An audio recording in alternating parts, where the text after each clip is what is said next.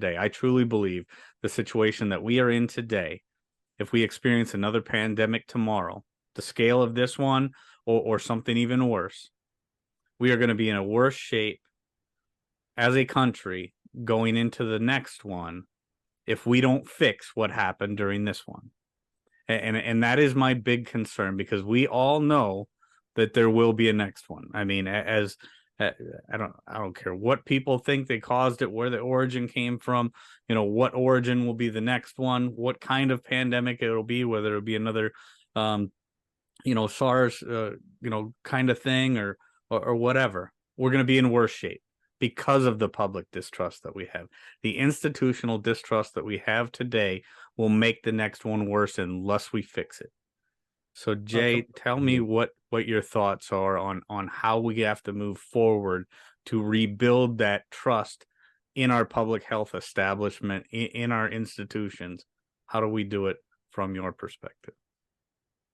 Well, okay, so let me tell you the idealistic version of this, and then I have to just to confess, Adam, I've become a little more jaded around this over the last few months as I've like seen what's happened in the United States.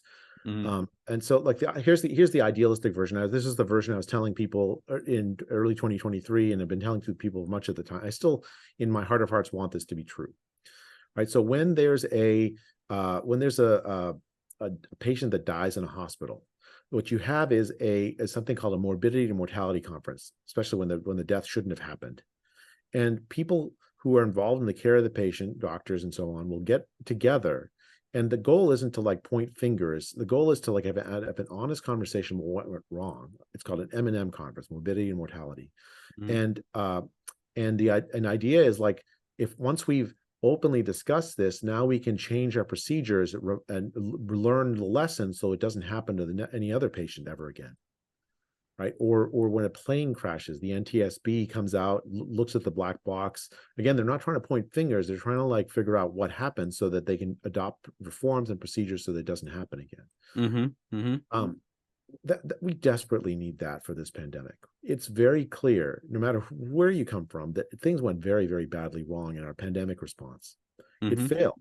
A million or more Americans are dead from COVID, or from probably much more from the lockdowns, even, I'd say, like the damage caused in terms of like the ongoing effects worldwide. The lockdowns, I think, were more damaging, but whatever. But the point is that did they work to save lives? That's an open question.